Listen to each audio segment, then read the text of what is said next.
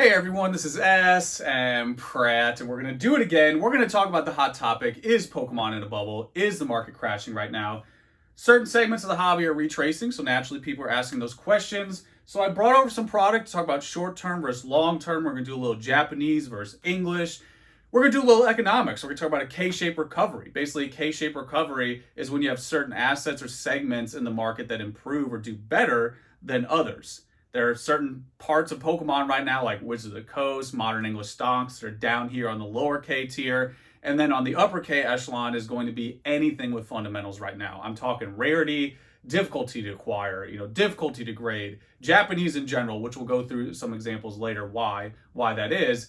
But this upper K trend is going to be fundamentals, and this lower K is basically going to be popularity and demand. It's that thing I've talked about for years on end. I've been through an actual recession. I was here before the housing crash, during, and after. And I remember experiencing certain items really didn't move. Certain items stayed the course to this day, not only in Pokemon, but all collectibles, all hobbies. And I thought about, why is that true? Why is that happening? And when you really get into it, you understand it's those fundamentals. And here's a new SM Prattism, hot out of the kitchen. Just like what Babe Ruth said, heroes come and go, legends never die. Popularity and demand comes and goes. Fundamentals never die.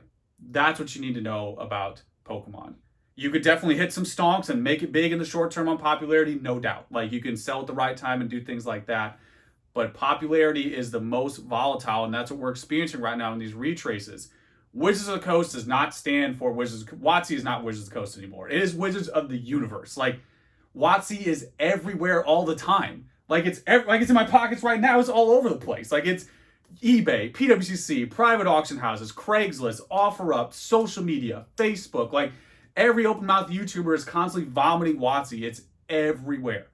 Everywhere. Like you can find it under the shelf at Target. Like you'll find a base set 2-pack just lift up the shelf. Like it's everywhere right now. So naturally, ton of supply is decreasing the price. That's why you're experiencing a retrace. And it's similar for the English Stonkers too. Like another very, very trendy card, Special Delivery Pikachu. And it's a cool card, not downplaying it. Everybody and their dog's talking about it. Ton of popularity, ton of conversation. When in reality, it's not as rare as people. It's kind of like birthday Pikachu vibes from the 90s. Give me a little bit of a vibe there. It's not a binary of like it's all bad or all good, but it's definitely a lot of popularity and demand. And of course, you've already experienced a retrace on that as well.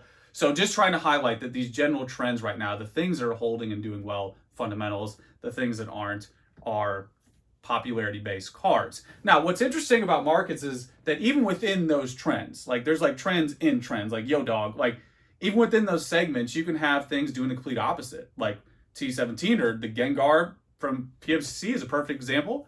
Legendary Collection Gengar, PSA 10, $12,000. Definitely not retracing. Like that Gengar is not retracing. It's going like this. It's on that upper K echelon. Why?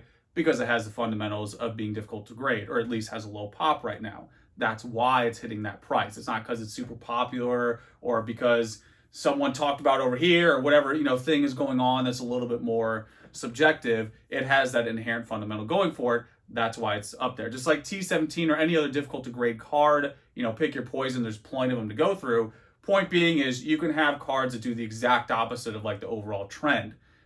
That's what's great about markets. It's not just one thing. There's no just one answer for the overall market. That's never going to happen.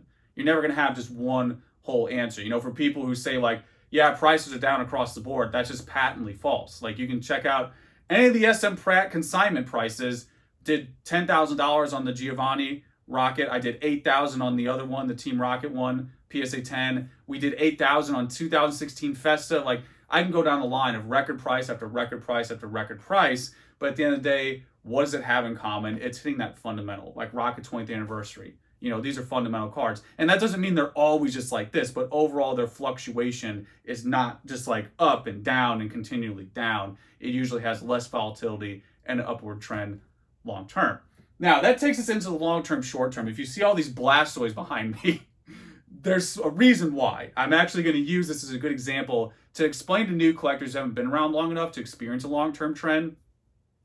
Short term back in the day to me was like a year to like 3 years. That's what I saw short term as. Where now it's like a month to 3 months. Like it's gotten so crazy. Everything's just get rich quick, GME to the moon.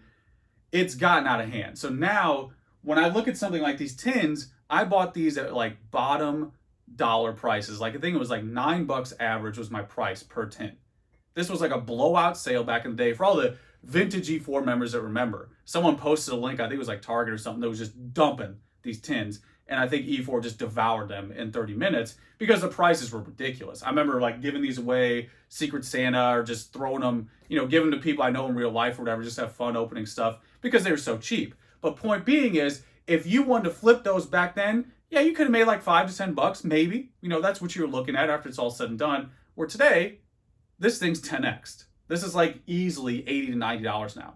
It's got evolutions packs in there. Even the Blastoise itself graded, I think brings in like, last one I sold was like about $50. So the bottom line is you're looking at like $100, give or take, from a $9 purchase back in the day. Let's just round it up to 10 to make it even. That's a great example of long-term versus short-term. Another smpratism is short-term equals short outcome. If you're trying to hit that bullseye and get it first to market, more power to you, more power to you trying to grind and hustle. But that's not a sustainable business model because you can't always hit that peak price. Warren Buffett doesn't do it. Bill Gates doesn't do it. The best investors, Bill Ackman, Powell Mon, don't do it. They don't hit at the peak price. They're focused on long-term trends. They're not looking at this short-term data of like, oh, is this retracing now or whatever. I couldn't even be bothered with short-term trajectory. Another example is Delivery Pikachu. Very hot card for good reason. I think it's really cool. But that card peaked PSA 10, maybe, over $1,000, somewhere in there. Now it's retraced a bit. But the bottom line is, find that card sealed under $200. Even if it's like $150, which it isn't, even if it gets $150, your initial cost was like, what, $20? You had to buy a $20 order with Pokemon Center. So, and this is within 1 year. Like, that's how insane Pokemon has become. When people talk about the market crashing and retraces, like, this is 1 year timeline. It's not even like 2, 5, 10 years, That's how like narrowly focused people have gotten in tunnel vision. So even with Delivery Pikachu, I don't even look at the short-term trends. I don't care if I don't sell at the peak because I bought it at 20. If I sell it at 700 or whatever, sell it at 200, that's fine with me. I'm focused on the long-term trajectory. And what history has proven is items with fundamentals held over long-term tend to not only retrace less, but they tend to have a better overall growth, than whatever Watsy thing is doing, X, Y, Z.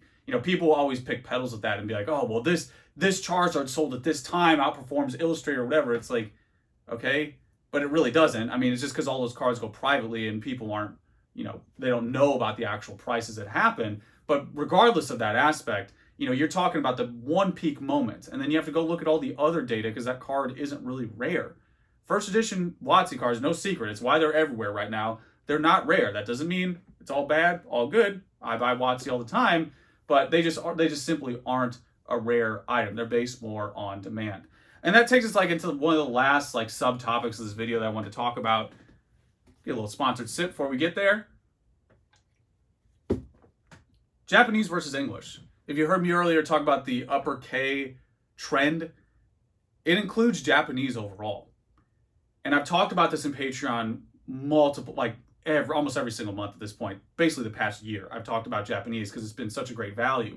But the point is that Japanese has more barriers to entry. There's more variety, you need more knowledge, and you probably have to have a little bit more effort and experience as well. Where with English, it's pretty much the opposite of that. There's less variety, there's less barrier to entry. You don't have to know anything. I'm not saying this as a criticism. I'm just trying to isolate the differences here. Because I started with just English. I started with just Watsy. I would go into Target at the time and buy like the new cards that were EX Gold Star era. And I'd go buy those. That's what I was doing. But the point is, it's really easy to go into Target, put something in your cart, and call it a day. I'm not exaggerating. There are like a seemingly infinite amount of like flipper discords these days, or all these little groups of people like making their modern stonks, and whatever, more power to you, do what you enjoy. But I see people flexing like 20 Crimson Invasion ETBs. I'm not joking. That's a real example. And to me, it's like, oh, do what you want, but that's a great like data point for how easy it is. There's no barrier.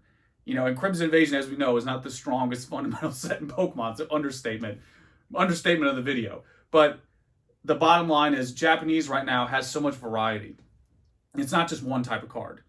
There's in promos in general, it's such a vast array of options. And those options to me, are just like tailor-made for collectors. I started with WotC and did all my goals and, did a little bit of EX and got all the English goals out of the way. Then I was like, whoa, what are these Japanese promos? And then that's when I truly fell in love with Pokemon, because those Japanese promos just hit different. Like, they do something different than set cards do. And again, it's not a binary. I love both of these, but that promo category in Japan is so varied. And that's why when you look at the price data, going back to like PWC or My Auctions or whatever data pool you want to look at, the price data for Japanese in general is on that upper K trend. Whether it's certain cards like Versus, like I did a Karen's Umbreon recently, or certain cards like even the modern stuff is holding pretty well, like the Shiny GX and things like that. And going back to like the big stomp, like the Rocket 20th anniversary did really well. These items that just have these varied releases that aren't just like, okay, it's in a set, it's on the shelf, buy it, stonk it. That's not the Japanese market. You have to inherently know more and have more experience to understand that opportunity. And one little thing I'll throw in here that's a very, very abstract, just go a little bit longer in this video, do a little overtime.